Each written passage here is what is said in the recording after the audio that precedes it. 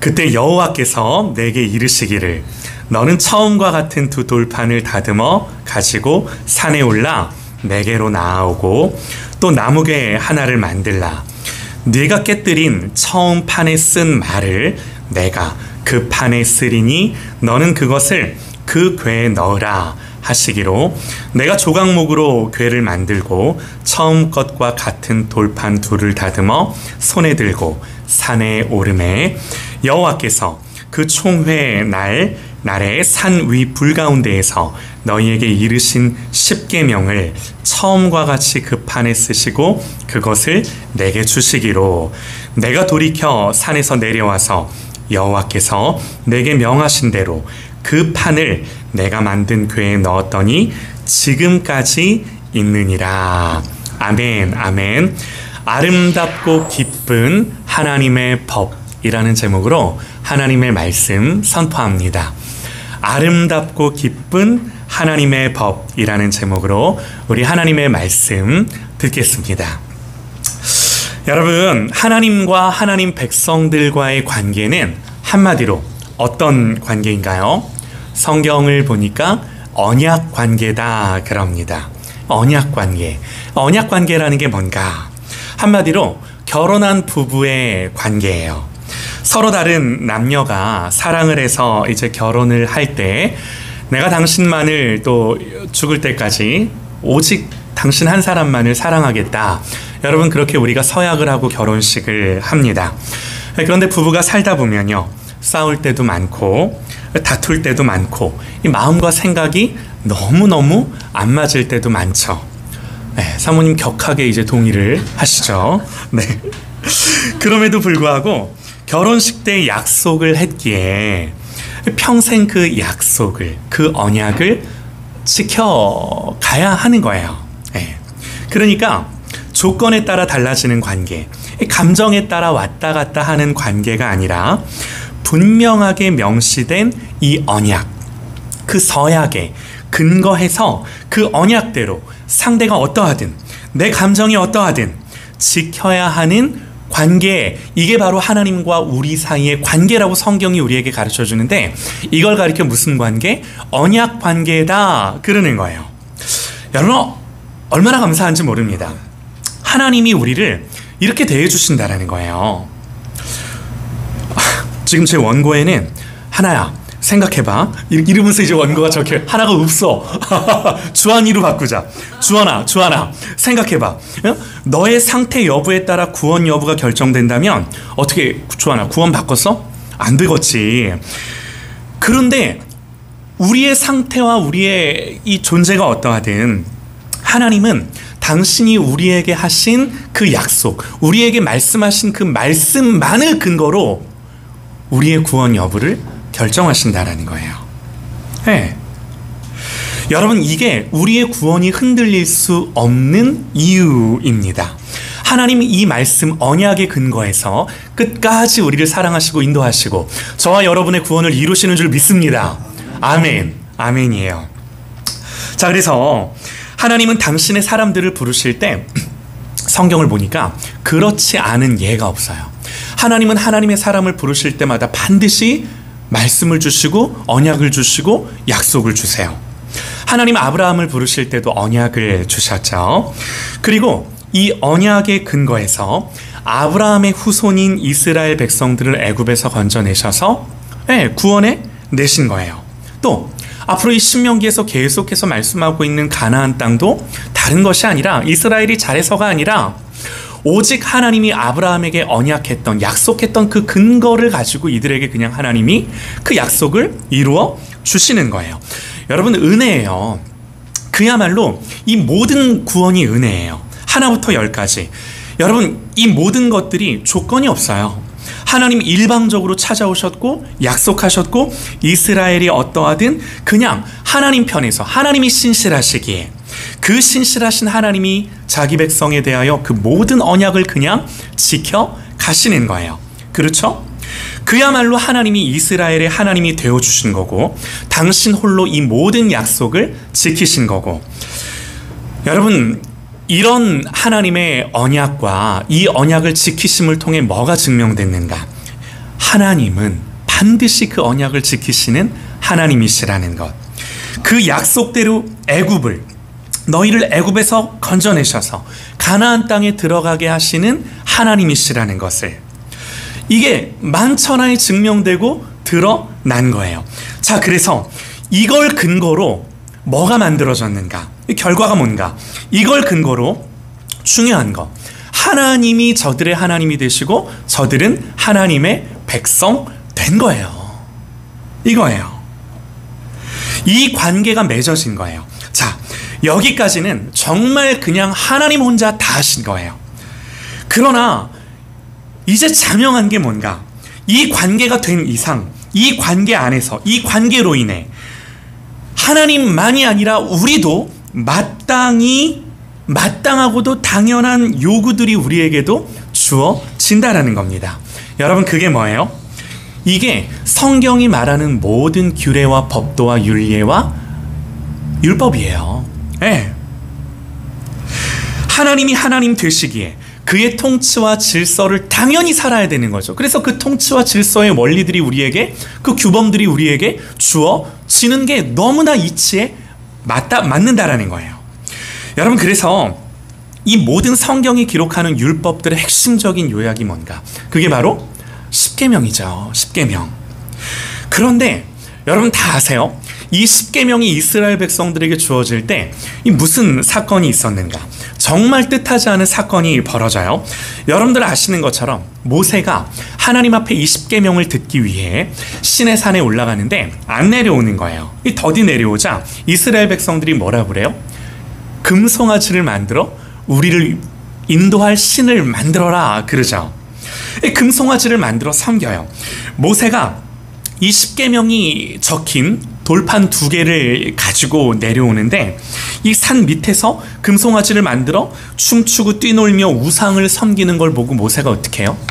그 하나님이 적어주신 그 십계명이 적힌 그 돌판을 산 아래로 던져버려 깨뜨려버려요.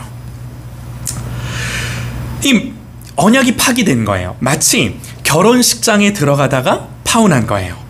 결혼 서약 낭독하려고 하는데 끝난 거예요. 계약서에 사인하려고 하는데 찢은 거예요. 네.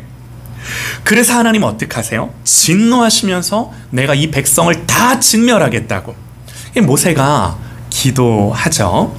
그러니까 우리가 아는 것처럼, 우리는 이제 이 이야기를 다 알아요. 우리가 아는 것처럼 하나님이 그 모세의 기도를 들으시고 그 모든 심판을 철회하세요. 그러니까 오늘 말씀은 그렇게 파기된 언약, 십계명이 적혀진 그 깨어진 2 돌판을 이제 뒤로 하고 잔치상은 다 엎어졌지만 하나님 다시금 이스라엘을 사랑하기로 결정을 하시고 저들과 다시 관계를 맺으시고 계속해서 결혼식은 엎어졌지만 계속해서 이 광야의 신혼생활을 이어가시기로 결정을 하신 거죠. 네. 그래서 하나님 어떻게 하시나요? 그게 오늘 말씀이에요. 모세에게 돌판 2개를 깎아서 다시 가져오라고. 하나님이 거기다가 다시 십계명을 적으셨죠. 그리고 모세에게 말씀하세요.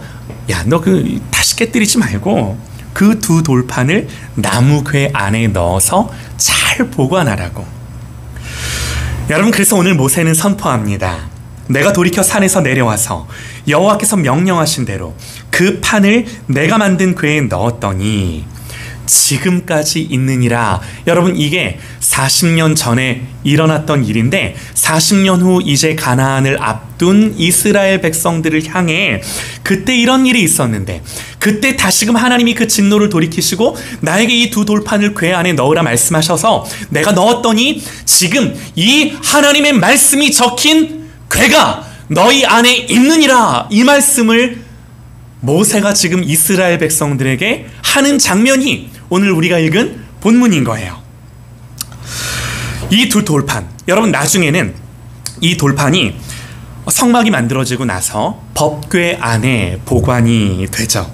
여러분, 그때부터 지금까지 이 2 돌판은 성막 안에, 그것도 가장 중심인 지성소 안에, 그리고 그것도 지성소의 가장 중심인 법궤 안에 다시 말해 이스라엘의 가장 중심에 놓여져 지금까지 있느니라. 모세가 이 하나님의 말씀을 전하는 거예요. 여러분, 이제 이스라엘 백성들은 그러니까 뭐 하는 거냐면 이 두 돌판, 하나님의 십계명이 적힌 이 두 돌판, 이게 뭐예요? 계약서예요. 이 계약서를 들고 계약서에 적힌 대로 하나님이 말씀하신 그 땅에 들어가는 거예요. 그럼 뭐 해야 돼요? 자명한 게 이스라엘은 이제부터 이 계약서대로 이행을 해야만 한다라는 거예요. 이게 신명기가 계속해서 우리에게 말하고 있는 내용이에요. 그렇지 않으면 어떻게 될까요? 이 계약서대로 이행하지 않으면 어떻게 될까요? 깨지는 거예요. 계약은 파기되는 거예요. 그러면 여쭤볼게요. 여러분들이 알고 있는, 이제부터 펼쳐지는 이스라엘의 이야기가 여러분들이 알고 있는 상식으로, 성경을 아는 상식으로 이제부터 이스라엘은 어떤 내용을 갖고 저들의 삶을, 어떤 삶을 살아가나요? 우리가 알아요. 모든 성경의 내용은 어떻게 이 언약이 또 파기되고 또 깨어지고 하는 이야기가 전개가 되는 거예요. 여러분, 이게 성경이 말하는 우리의 이야기예요. 나의 이야기예요. 저의 이야기예요. 아담과 하와 이후로 단 한 번도 여러분 이 하나님의 언약이 우리에게서 지켜진 적이 없어요. 여러분, 이게 모든 인류의 역사이고 실존이고, 그러면 우리는 뭔가요? 어떻게 우리는 지금 예수 믿고 구원받아 하나님 백성으로 존재한다라는 건가요? 여러분, 우리가 어떻게 구원을 받았죠? 이게 한마디로 우리가 한 게 아니라는 거예요. 구원이 우리 안에서 만들어진 게 아니다라는 거예요. 구원에 있어서 우리가 보태고 더한 게 없다라는 거예요. 하나부터 열까지 하나님이 전부 다 하셔서 우리를 구원하신 거예요. 여러분, 이미 다들 아세요. 아담과 하와가 선악과를 먹음으로 하나님의 언약이 깨어지고 파기됐죠. 여러분, 이때 기억하실까요? 이렇게 아담과 하와가 선악과를 먹었을 때 한편으로 하나님이 주시겠다라고 하는 누리시게 하겠다라고 하는 그 모든 이 하나님의 언약이 다 깨져서 그들은 에덴을 잃어버려야 했는데, 이 에덴을 잃어버릴 때 하나님이 다른 언약을 주시는데 그게 뭐예요? 여자의 후손은 내 머리를 상하게 할 것이요 너는 그의 발꿈치를 상하게 할 것이라. 하나님이 선악과를 먹은 아담과 하와를 에덴에서 쫓아내실 때 여자의 후손에 대한 약속을 주시는데, 그야말로 이 약속은 하나님 편에서 우리에게 그냥 일방적으로 선언하신 약속, 내가 그렇게 하겠다, 앞으로 이런 일이 있을 거다. 여러분, 그 당시 아담과 하와는요, 하나님이 하신 이 말의 의미를 정확히 몰랐겠지만 완성된 계시를 갖고 있는 우리는 알죠. 그래서 여러분, 사실 이제 성경의 모든 역사와 내용은 우리는 두 가지예요. 딱 두 가지예요. 우리는 어떻게 하나님의 언약을 계속해서 파기하며 그 언약에서 떠나는 존재인가 라고 하는 것들을 성경이 우리에게 고발하고, 그럼에도 불구하고 하나님은 당신이 약속하신 또 다른 이 구원과 은혜의 언약을 어떻게 역사 속에서, 우리의 삶 속에서, 인생 속에서 계속해서 이루어 가시는가 하는 이 두 가지를 성경이 계속해서 병행해서 우리에게 보여주고 있는 거예요. 여러분, 이걸 우리는 신학적으로 구속사다, 구속의 역사다, 구원의 역사다 그래요. 인간의 모든 범죄에도 불구하고 하나님은 바로 이 언약, 하나님의 구원의 언약을 이제 아브라함을 부르시고 계속해서 이스라엘의 역사 속에, 그리고 모든 인류 안에 이 하나님의 구원의 언약을 펼쳐내시는 것, 여러분, 이게 성경이 기록하는 말씀이에요. 이게 성경의 증언이에요. 여러분, 그래서 이 언약대로 뱀의 머리를 상하게 할 여자의 후손이 누구인가요? 예수님이시죠. 예수님이 모든 율법의 요구를 우리 대신 다 이루신 거예요. 그래서 우리는 은혜로 구원을 받았습니다. 여러분, 우리는 은혜로 구원을 받았지만 분명한 건요, 우리는 은혜지만 주님의 순종, 이 율법에 대한 주님의 철저한 행위가 있었기에 여러분, 이 은혜가 우리에게 주어지는 거예요. 이 말인즉, 보세요. 예수님이 완전하게 그야말로 율법에 순종하심으로 얻은 의가 주님을 믿는 모든 자들에게 전가되어 은혜로 내가 율법을 지키지 않았지만 예수님이 율법을 다 지키심으로 말미암아 그 율법에 의해요. 제가 율법의 의라고 표현을 했어요. 그 율법이 약속하는 모든 의가 우리에게 전가되어 적용되었다라고 성경이 우리에게 이게 복음이에요. 그러므로 중요한 게 뭔가? 여러분, 그러므로 중요한 게 뭔가? 율법이 없어진 게 아니에요. 율법은 단 한 번도 없어진 적이 없어요. 예수님이 나 대신 이루었을 뿐이에요. 오히려 주님은 이 율법을 정말 완전하게 세우신 거예요. 여러분, 이건 제 말이 아닙니다. 주님이 친히 말씀하셨어요. 내가 율법이나 선지자를 폐하러 왔다고 생각하지 말아라. 폐하러 온 것이 아니요, 어떻게 해요? 오히려 완전하게 하려고 왔다라고 성경이, 예수님이 친히 우리에게 말씀하신 거예요.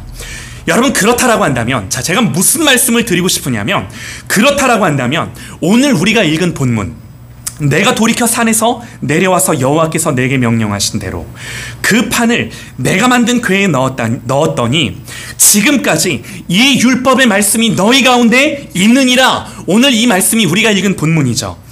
이 말씀이, 이 율법이 지금까지 오늘 우리에게 있느니라. 사랑하는 여러분, 이 율법의 말씀이 지금까지 예수 안에서 여전히 저와 여러분에게, 그때 당시 이스라엘 백성들에게 말씀하는 말이 아니라 오늘 이 말씀은 율법의 말씀이 지금까지 예수 안에서 여전히 우리에게 있는 줄 믿으시기 바랍니다. 아멘이에요. 이 말씀은요, 그 당시 이스라엘보다도 더욱더 우리에게 적용되는 말씀이다라는 거예요. 이 율법의 말씀이 지금 우리에게도 여전히 있는 거예요. 이걸 말씀드리고자 제가 앞부분을 장황하게 좀 설명을 드렸는데요. 여러분, 분명한 한 가지 원리를 좀 말씀을 드릴게요. 잘 들으셔요. 예수 믿는 사람, 그리스도인은요, 율법을 지킴으로 절대로 구원받을 수 없습니다. 율법을 지키는 것으로서 그렇게 우리에게 구원이 주어지지 않습니다. 그러나 구원받은 그리스도인이 율법을 지킬 의무와 책임을 벗어나지는 않아요. 오히려 더 강화돼요. 그럼에도 불구하고 그리스도인은 율법에 매이지 않아요. 무슨 말인가? 여러분, 율법에 매이지 않는다는 것은 그 율법을 억지로 마지못해 그저 의무와 책임으로 그리스도인은 율법을 그렇게 순종하지 않는다는 거예요. 오히려 어떻게 해요? 적극적으로 그 법을 사랑하고 기뻐하고 환영하고 즐거워하는 자, 그 사람이 예수 믿는 사람이라고 성경은 말해요. 여러분, 율법이 구원의 조건은 아니지만 여전히 우리에게 규범으로, 예수 믿는 사람이 살아가야 할 질서로, 하나님의 통치와 원리로 그렇게 여전히 우리에게 주어져 있다라는 거예요. 여러분, 예수 믿는 사람은 그런 하나님의 통치의 질서와 원리를 사는 게 뭐예요? 기뻐요.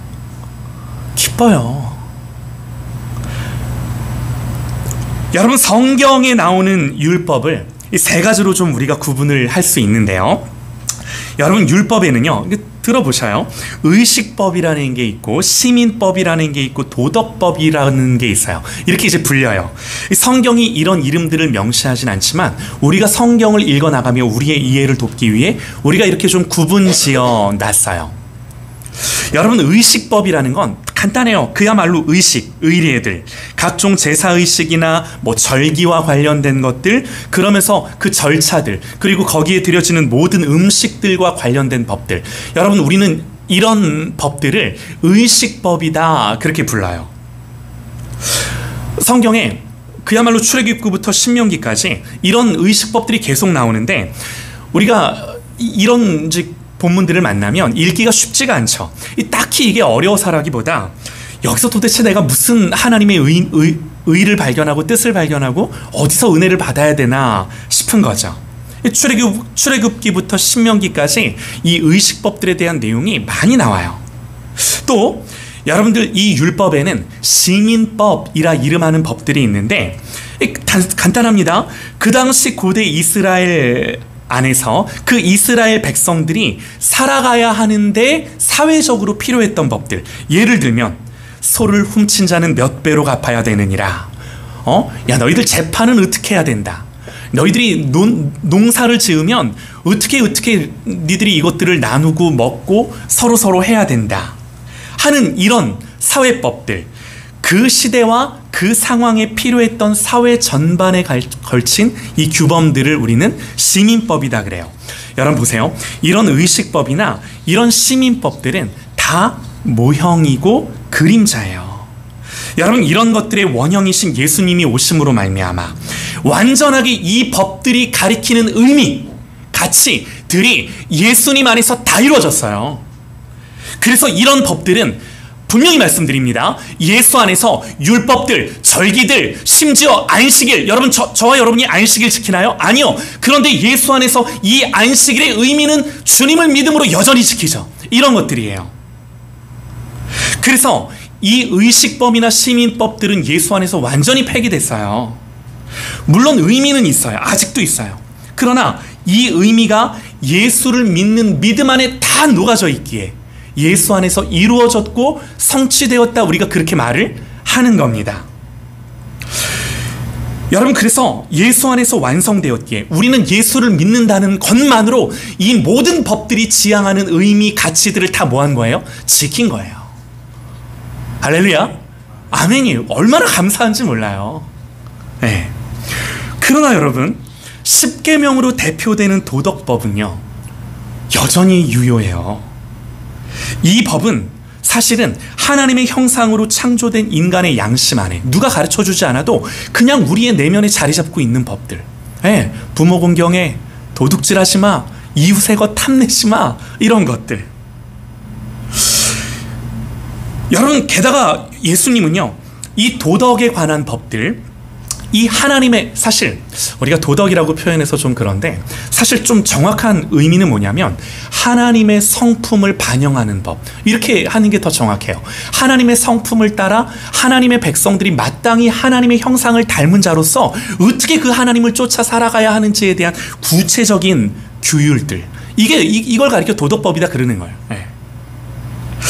여러분, 예수님은요, 이런 도덕법들을 축소하거나 제거하지 않으시고 도리어 그 내적인 의미들을 강화하시고 도덕법의 요구들을 한층 더 우리에게 강조하세요. 그 대표적인 예가 산상수훈이에요. 여러분, 산상수훈을 읽어보면 야, 이걸 어떻게 지키나 하는 말들이 다 나와요. 몇 가지만요. 옛사람에게 말한 바 살인하지 말라, 누구든지 살인하면 심판을 받게 되리라 하였다는 것을 너희가 들었으나 율법이 그렇게 기록하나 나는 너희에게 이르노니, 뭐라고 하죠? 형제들에게 노하는 자마다 화만 내도, 제가 몇 번 죽었을 거예요, 우리 애들한테 화내서. 너도 마찬가지야. 주연아, 남 얘기가 아니야.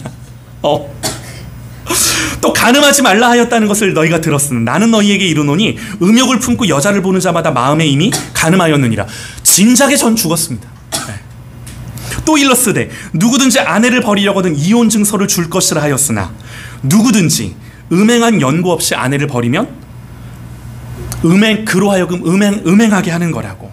또 옛사람에게 말한 바 맹세하지 말라, 헛된 맹세를 하지 말라 하였으나 나는 너희에게 말하노니 도무지 맹세하지 말라고. 그리고 눈은 눈으로, 이는 이로 갚으라 하였다는 것을 너희가 들었으나, 예수님 뭐라고 그러세요? 나는 너희에게 이르노니 악한 자를 대적하지 말라, 누구든지 오른뺨을 치거든 네 왼뺨도 돌려대라. 너를 고발하여 속옷을 가지고자 하는 자에게 겉옷까지 가지게 하며 오리를 가자 하거든 십리를 동행해 줘라. 예수님 말씀이에요. 여러분, 율법이 예수님 안에서 약해졌나요? 아니요. 더 강화되고 어떻게 보면 더 엄격해지고. 예수님 뭐라고 하세요? 네 눈이 실족하거든 빼버리라고. 실제로 그러라는 건 아니고요. 그러니까 그만큼 예수님 뭐 하시는 거예요? 굉장히 강조하시는 거예요. 구약 성경 저리 가라 할 만큼 예수님은 그만큼 우리에게 이 하나님의 성품을 따라 사는 것에 대해서 무지무지하게 강조하고 중요시하는 거예요. 반복하고.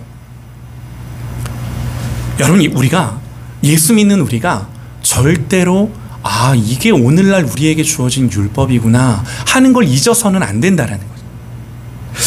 여러분, 오늘날 우리는 율법 그러면 그냥 우리의 상식으로 생각할 때 그거는 구약의 백성들이나 지키던 거. 아니요. 그렇지 않아요. 다시요. 여러분, 우리는 구원을 얻기 위해 율법을 지키지 않아요. 또 하나님의 저주가 두렵고 형벌이 두려워서 율법을 지키는 것도 아니에요. 여러분, 이 표현이 너무 중요해요. 다시요. 우리는 내가 구원받고 싶어서, 하나님께 뭔가 의의를 얻고 싶어서 율법을 지키지 않아요. 또 반대로 하나님의 저주와 심판과 형벌이 두려워서 율법을 지키지도 않아요. 왜 그런가요?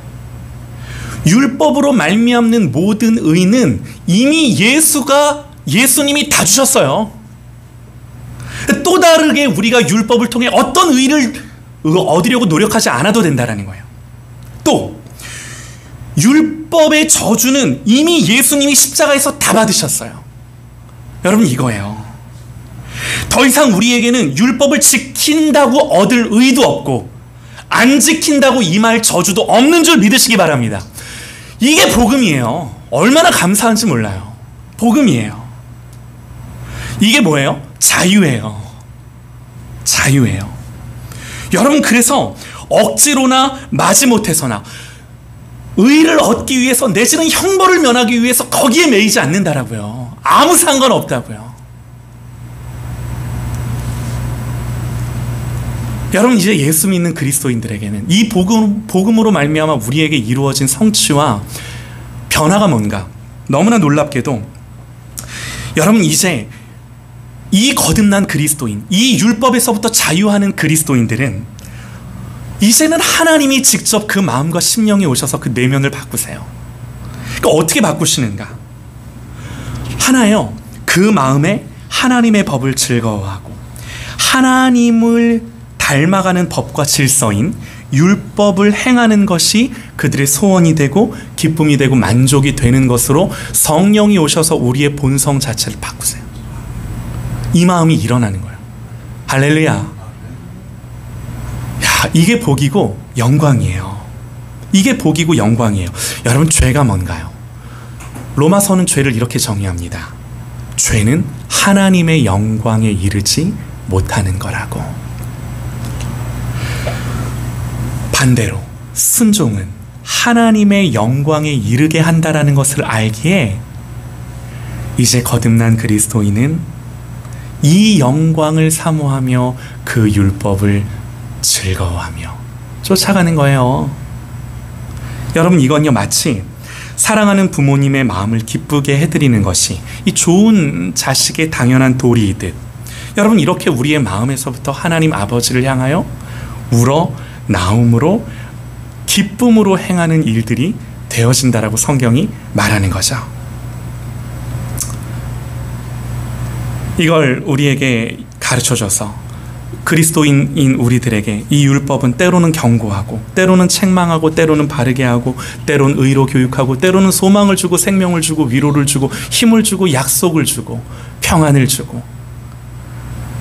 여러분, 이게 뭐예요? 이게 오늘 본문 말씀이에요. 모세가 한 말 그대로예요. 내가 돌이켜 산에서 내려와서 여호와께서 내게 명령하신 대로 그 판을 내가 만든 궤에 넣었더니 지금까지 이 말씀이 너희 안에 있느니라. 여러분, 이 말씀이 그 말씀이에요. 여러분, 이제 이 말씀 드리고 마치는데, 여러분, 이런 맥락에서 만약에 우리가 교회를 다니고 신앙생활을 한다고 하는데, 헌금도 하고 기도도 하고 말씀도 보고 본다고 하는데, 그런 다른데 이런 맥락에서 우리의 마음에 하나님의 법을 지켜서 살고 싶은 생각이 없다라고 한다면, 그렇게 함으로써 하나님의 마음에 기쁨이 되고 싶은 마음이 내 마음 안에서 일어나지 않는다라고 한다면, 여러분, 저는 분명히 말씀드릴 수 있어요. 저를 포함해서 만약에 우리의 마음 안에 이런 마음이 일어나지 않는다라고 한다면, 여러분, 우리는요, 거듭나지 않은 사람이고 주님과 무관한 사람이에요. 성경이 뭐라고 말하죠? 여러분, 이 말씀은 구약에서 동일해요. 구약의 백성들, 참 하나님을 만났던 하나님의 백성들이 어떻게 하나님 앞에서 살아갔나요? 유명한 말씀, 복 있는 사람은 오직 여호와의 말씀을 즐거워하여 그 율법을 주야로 묵상하는 자로다. 이게 구원받은 하나님 백성의 정의예요. 구약의 성도라 할지라도 하나님의 구원을 누리는 백성들은 그렇게 고백했어요. 하나님을 기뻐했어요. 수많은 시편에서, 특히 시편 119편에 계속해서 나오는 말씀들, 내가 모든 재물을 즐거워함 같이, 비유가 정확하죠? 내가 돈을 좋아하는 것 같이 주의 말씀과 도를 즐거워하였나이다, 그러는 거예요. 나의 사랑하는 바 주의 계명을 스스로 즐거워하며 또 주의 법이 나의 즐거움이 되지 아니하였다면 내가 고난 중에 멸망하였으리이다. 또 나로 깨닫게 하소서. 내가 주의 법을 준행하며 전심으로 지키리이다 하며 이 하나님의 성품을 쫓아 그 하나님의 말씀의 도를 쫓아가는 것을 기쁨으로 삼고 즐거움으로 삼아 하나님 백성됨의 이 영광을 누리며 살아갔던 거예요. 안 그런 예가 없어요. 여러분, 우리에게 다른 것이 아니라 이 율법의 말씀을 즐거워하는 마음이 있을까요? 하나님이 우리의 눈을 열어 이 하나님의 법과 질서의 아름다운 것을 보게 하시고, 그래서 읽게 하시고 듣게 하시고 묵상하게 하시고 하는 이 기쁨과 즐거움으로 순종하는 여러분, 이런 마음들을 한없이 부어주시기를 주님의 이름으로 축원합니다.